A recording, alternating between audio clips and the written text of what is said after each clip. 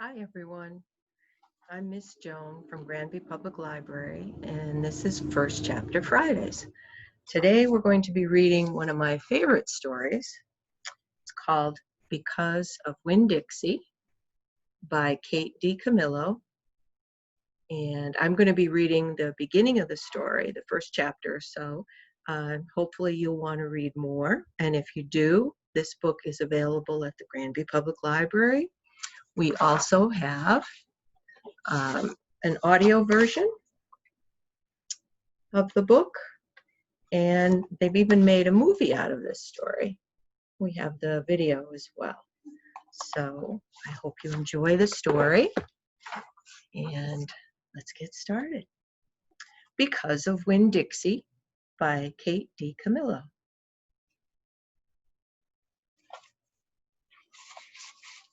Chapter 1.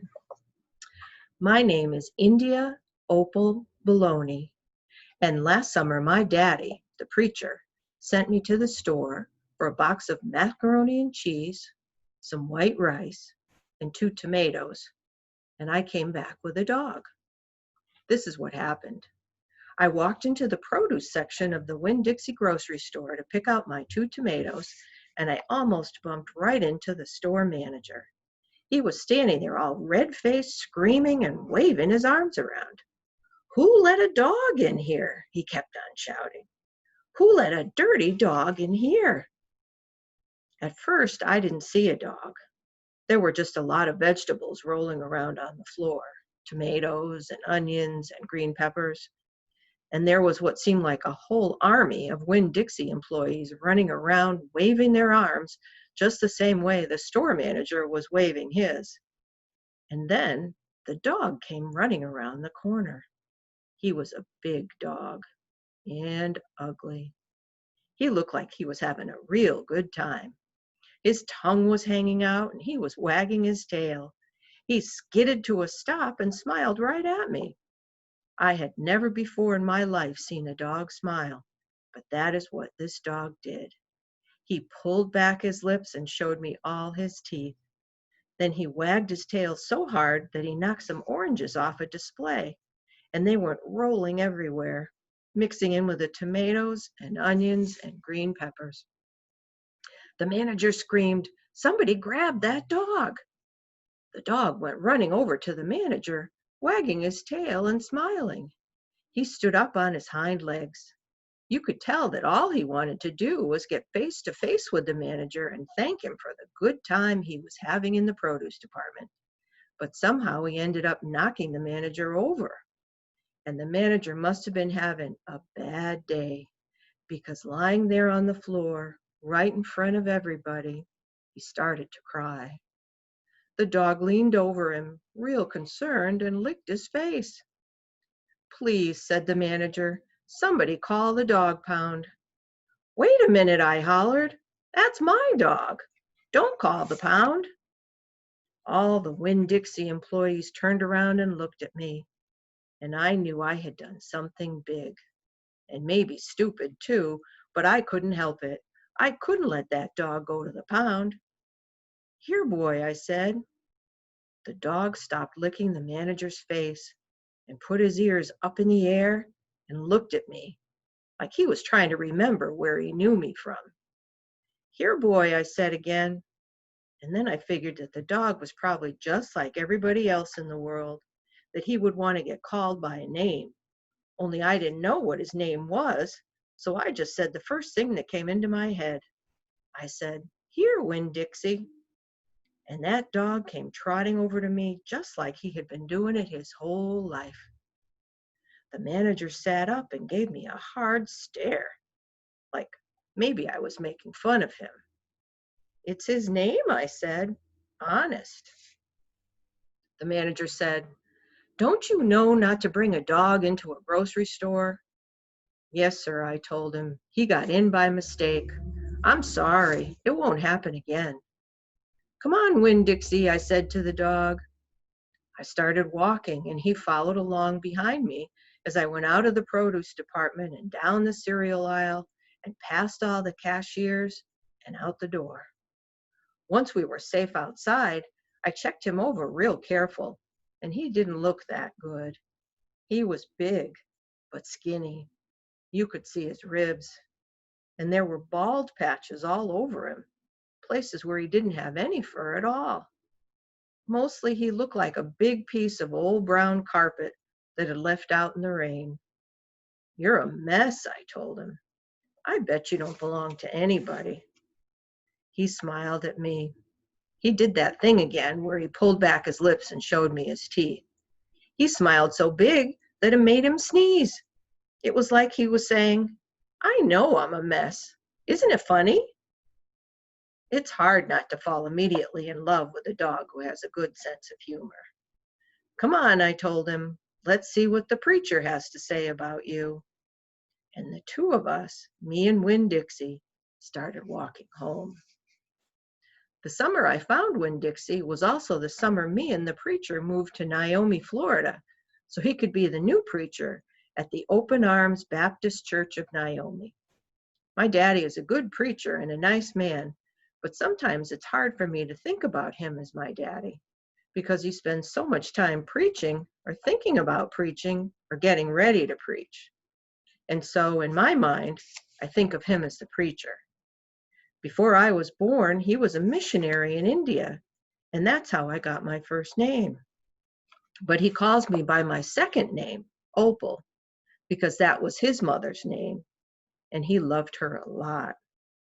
Anyway, while me and Winn-Dixie walked home, I told him how I got my name, and I told him how I had just moved to Naomi. I also told him about the preacher and how he was a good man, even if he was too distracted with sermons and prayers and suffering people to go grocery shopping. "But you know what?" I told Winn-Dixie. "You are a suffering dog, so maybe he will take to you right away. Maybe he'll let me keep you." Winn-Dixie looked up at me and wagged his tail. He was kind of limping, like something was wrong with one of his legs. And I have to admit, he stunk bad. He was an ugly dog, but already I loved him with all my heart. When we got to the Friendly Corners trailer park, I told Winn-Dixie he had to behave right and be quiet because this was an all-adult trailer park, and the only reason I got to live in it was because the preacher was the preacher, and I was a good, quiet kid. I was what the Friendly Corners trailer park manager, Mr. Alfred, called an exception. And I told Winn-Dixie he had to act like an exception too. Specifically, I told him not to pick any fights with Mr. Alfred's cats or Mrs. Detwiller's little yappy Yorkie dog, Samuel. Winn-Dixie looked up at me while I was telling him everything, and I swear he understood. "Sit," I told him when we got to my trailer, and he sat right down. He had good manners. "Stay here," I told him. "I'll be right back." The preacher was sitting in the living room, working at the little fold-out table. He had papers spread all around him, and he was rubbing his nose, which always means he's thinking hard. "Daddy," I said. He said back. "Daddy, do you know how you always tell me that we should help those less fortunate than ourselves?" He said. He rubbed his nose and looked around at his papers. "Well," I said, "I found a less fortunate at the grocery store." "Is that right?" he said. "Yes, sir," I told him. I stared at the preacher really hard. Sometimes he reminded me of a turtle hiding inside its shell, in there thinking about things and not ever sticking his head out into the world. "Daddy, I was wondering, could this less fortunate, could he stay with us for a while?" Finally, the preacher looked up at me. "Opal," he said, "what are you talking about?" "I found a dog," I told him, "and I want to keep him." "No dogs," the preacher said. "We've talked about this before. You don't need a dog." "I know it," I said. "I know I don't need a dog, but this dog needs me. Look," I said. I went to the trailer door and I hollered, "Winn-Dixie." Winn-Dixie's ears shot up in the air and he grinned and sneezed, and then he came limping up the steps and into the trailer, and put his head right in the preacher's lap, right on top of a pile of papers. The preacher looked at Winn-Dixie. He looked at his ribs and his matted up fur and the places where he was bald. The preacher's nose wrinkled up. Like I said, the dog smelled pretty bad. Winn-Dixie looked up at the preacher. He pulled back his lips and showed the preacher all of his crooked yellow teeth and wagged his tail and knocked some of the preacher's papers off the table. Then he sneezed and more papers fluttered to the floor.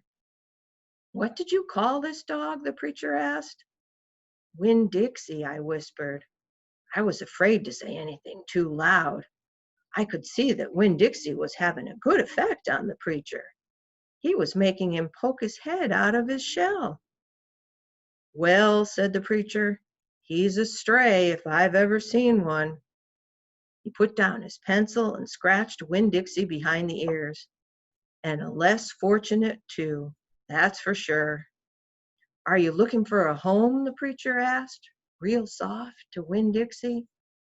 Winn-Dixie wagged his tail. "Well," the preacher said, "I guess you found one." Isn't that the start of a good story? I bet you can't wait to hear more. Well, if you'd like to, it's called Because of Winn-Dixie by Kate DiCamillo. And we have this book and a lot of others that this author wrote at Granby Public Library. Just give us a call or stop by and we'll be happy to put one aside for you. Well, I hope you enjoyed that story. There'll be another one next Friday. We'll be reading The Wild Robot by Peter Brown.